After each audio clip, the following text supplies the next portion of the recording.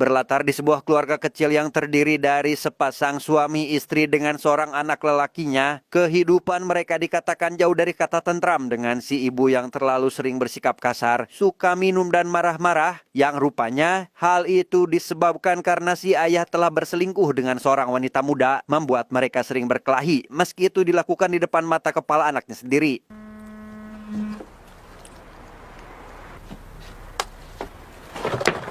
Si anak yang bernama Soyong tampaknya sudah biasa dengan pemandangan kedua orang tuanya. Ia tidak sekalipun marah atau berbicara kepada mereka untuk berhenti melakukan hal seperti itu. Si anak hanya diam, sehingga membuat si ibu merasa bersalah atas pertunjukan yang sudah diperlihatkan di depan anaknya.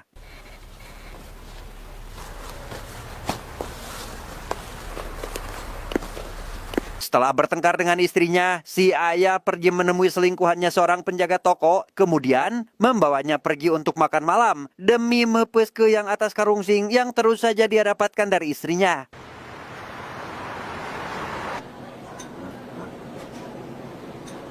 Siapa sangka, rupanya perselingkuhan mereka dilihat oleh Soyong yang baru pulang dari sekolah. Namun bukannya melarang atau melabrak ayahnya, Soyong justru malah menikmati apa yang dia lihat tanpa tahu jika ibunya juga berada di sana melihat suaminya yang sedang berselingkuh.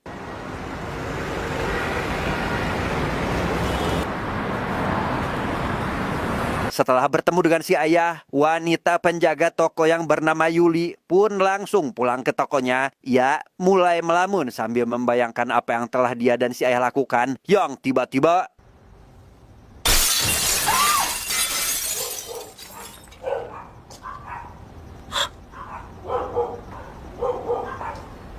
sepulangnya ke rumah, si ibu mengintip kamar sang anak yang saat itu sedang sibuk dengan urusannya, di mana si ibu yang merasa sedih dengan apa yang baru saja dia lihat pun langsung mengambil sebuah pisau, membawanya ke kamar si ayah berniat untuk potong burungnya.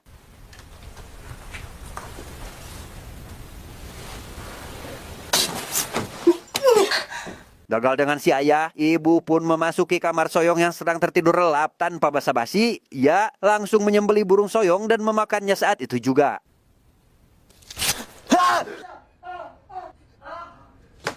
Entah menyesal atau tidak, si ibu pergi keluar entah kemana, meninggalkan suaminya yang juga langsung membawa Soyong pergi ke rumah sakit untuk diobati.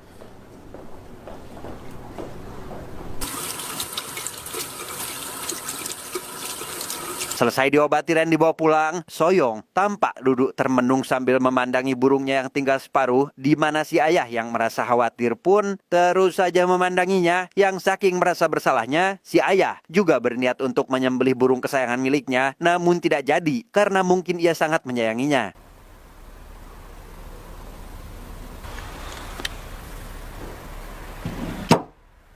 Esok harinya, si ayah memantapkan diri untuk melanjutkan rencana semalam. Ia pergi ke dokter spesialis dan memotong burungnya saat itu juga. Yang hal itu tidak Soyong ketahui. Mungkin karena akan dijadikan hadiah atau sebatas tak mau jika anaknya merasa khawatir.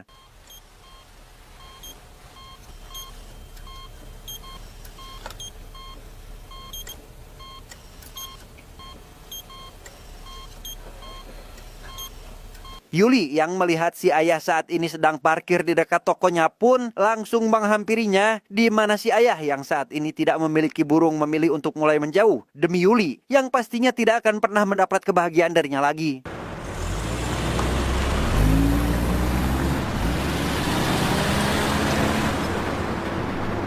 Ketika sedang kencing di toilet sekolah, salah satu teman sekelas Soyong tak sengaja melihatnya buang air kecil yang ubar-aber ke sana kemari, di mana si teman yang penasaran dengan alasan kenapa bisa begitu pun memutuskan untuk mencegatnya sepulang sekolah, yang hal itu berhasil diketahui oleh si ayah sehingga sejak hari itu, Soyong memutuskan untuk tidak lagi pergi ke sekolah. Hal itu dibuktikan dengan Soyong memberontak ketika ayahnya memakaikan seragam sekolahnya.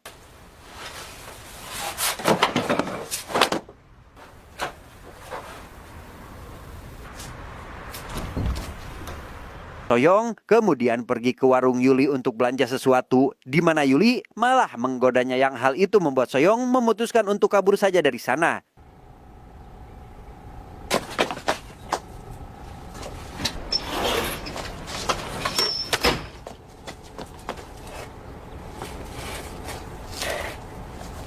Merasa bersalah kepada Yuli, Soyong kembali ke warungnya berharap digoda lagi. Namun hal itu kandas ketika teman-teman sekolah Soyong datang ke tempat itu untuk kembali membulinya, di mana Soyong berhasil diselamatkan oleh 3 orang preman yang kebetulan lewat ke sana.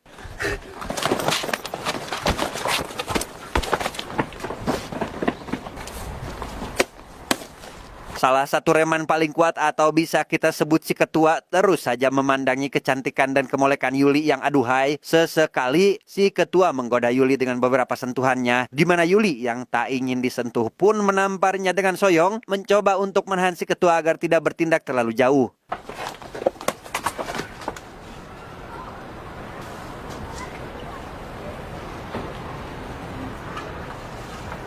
Pada akhirnya, Soyong tidak bisa berbuat apa-apa, bahkan harus rela melihat Yuli yang diperlakukan tidak manusiawi oleh 3 reman itu. Soyong sendiri dipaksa untuk ikut menggagahinya. Meski tak tega, Soyong tetap melakukannya agar tidak dipandang lemah oleh mereka. Esok harinya, Soyong ditangkap bersama dengan si reman akibat apa yang telah mereka lakukan kepada Yuli. Si ayah yang tidak mengetahui kasusnya pun tidak percaya karena sejatinya Soyong sudah tidak memiliki burung yang normal untuk melakukannya.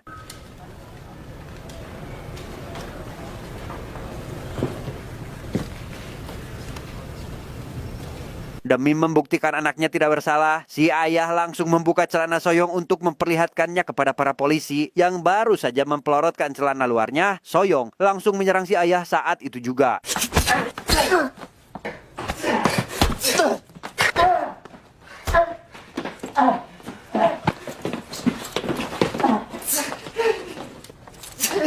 Setelah polisi berhasil membuka celananya, semua orang tampak tertawa melihat bebentukan burungnya yang tinggal setengah, membuat Soyong emosi dan akhirnya kembali tak terkendali.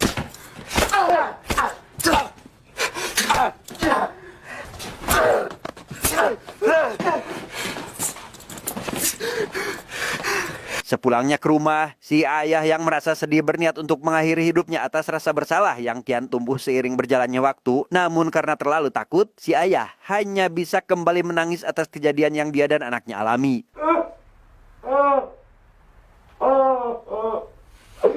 Soyong sendiri dimasukkan ke dalam sel berisi 3 orang napi yang sudah berada di sana lebih lama. Mereka rupanya bukanlah orang konvensional yang pada umumnya hanya menyukai lawan jenis. Hal itu terbukti ketika malam mulai menjelang dengan Soyong yang tiba-tiba terbangun akibat sentuhan dari para napi.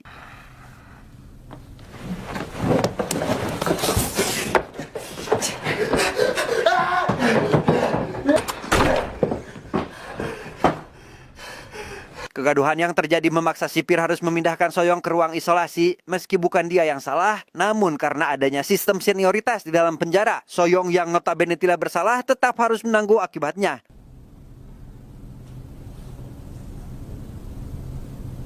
Ketika sedang mencari dokter transplantasi untuk menyambung burung milik Soyong, si ayah tak sengaja melihat sebuah iklan terkait cara mendapatkan kenikmatan tanpa burung dengan melukai anggota tubuhnya sendiri dengan sebuah gesekan. Yang dari gesekan itulah akan tercipta sebuah kenikmatan yang bisa membuat pelakunya merinding karena merasa sangat enak. Setelah mencobanya beberapa kali sampai kedua kakinya dada semua, si ayah langsung pergi dengan secari kertas terkait tutorial bagaimana caranya merasa enak tanpa burung, di mana Soyong yang awalnya tidak mempercayai hal itu membuang kertasnya, memungut kembali kertas tersebut dan mencoba merasakan sensasinya.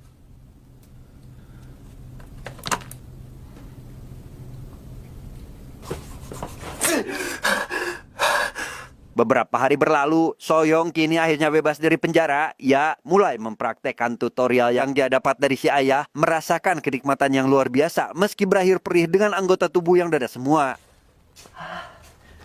Agar anaknya tidak merasa kurang, si ayah menunjukkan kepada Soyong terkait sambung organ yang sebentar lagi akan dia jalani. Namun meski tingkat keberhasilannya besar, ada juga efek samping atau bisa dianggap sebagai kelemahan dari sambungan tersebut yang meski berhasil disambung, tapi apakah akan hidup atau tidak, mereka tidak bisa menjaminnya 100%. Sehabis melihat berita itu, Soyong pergi menemui Yuli untuk merasakan sensasi yang lebih dahsyat, sekaligus meminta maaf atas apa yang pernah dia lakukan.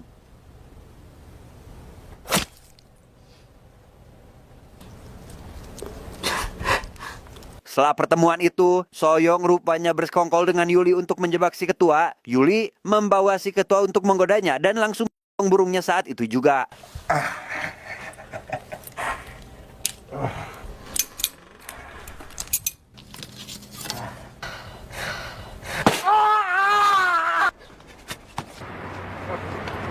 Betapa sakitnya si ketua ketika melihat burungnya habis dilindas kendaraan yang lewat, sehingga si ketua yang sudah tidak bisa menyelamatkannya pun memilih untuk kembali menemui Yuli demi membalaskan dendamnya. Tapi apa yang terjadi?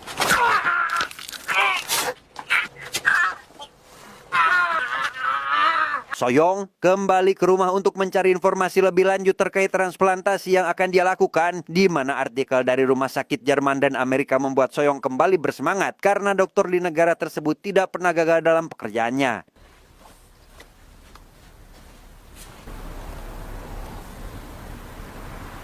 Singkat cerita, waktu operasi pun tiba. Terlihat wajah tegang antara ayah dan anak itu menunggu hasil operasinya apakah berhasil atau tidak. Demi menguji apakah operasi itu berhasil atau tidak, Soyong pergi menemui Yuli untuk test drive. Namun setelah beberapa kali melakukan percobaan, tidak ada hasil sedikit pun, sehingga Soyong memutuskan untuk pergi lagi saat itu juga.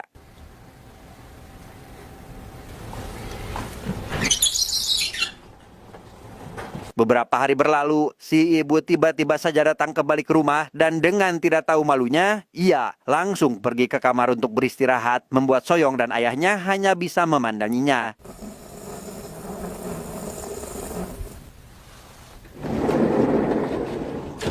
Entah mungkin karena rindu atau apa, si ibu menghampiri anak dan suaminya yang sedang tertidur, masuk ke sela-sela mereka dan mulai mengelus kepala sang anak untuk melepaskan kerinduannya setelah beberapa lama tidak bertemu.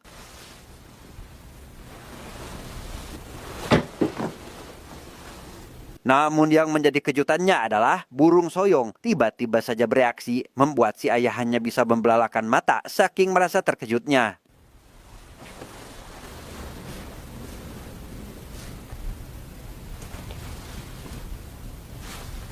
Ya, ternyata alasan kenapa hal itu bisa terjadi karena burung sambungan Soyong adalah milik si ayah, sehingga pantas jika burungnya bangun oleh si ibu yang notabene adalah istrinya sendiri.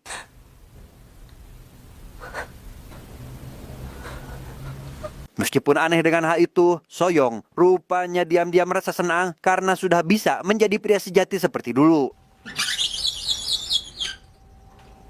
Sejak hari itu, si ibu mulai nempel dengan Soyong, membuat si ayah merasa cemburu yang bagaimana tidak. Selain mengorbankan burung kesayangannya, istrinya yang menjadi alasan kenapa semua ini terjadi pun malah kian gencar mendekati sang anak. Melihat kedekatan mereka berdua yang sudah melewati batas tersebut pun membuat si ayah tidak tahan. Ia langsung menghampiri mereka untuk menyadarkannya jika apa yang barusan hampir terjadi adalah sebuah kesalahan yang tidak bisa ditolerir.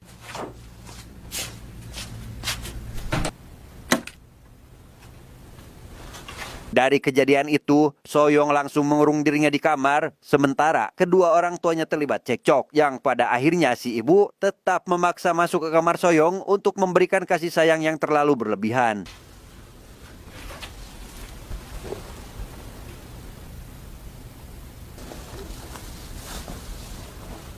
Baru saja si ibu keluar dari kamar, si ayah langsung menghampiri Soyong dengan membawa pisau di tangannya, berniat mengambil kembali burung yang sudah dia donorkan kepada Soyong.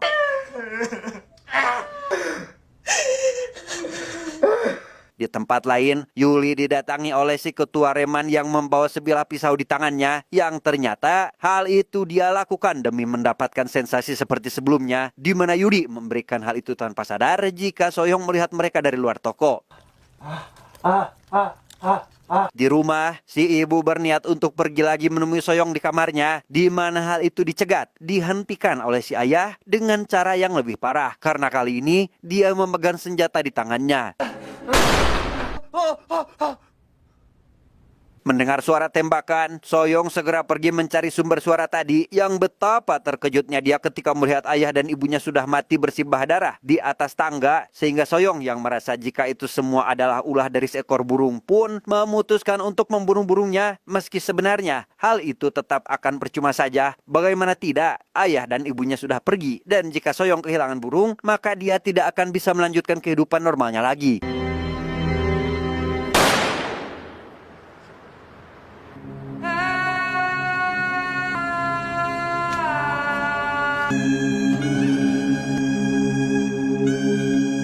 Tamat, ending yang sangat membagongkan.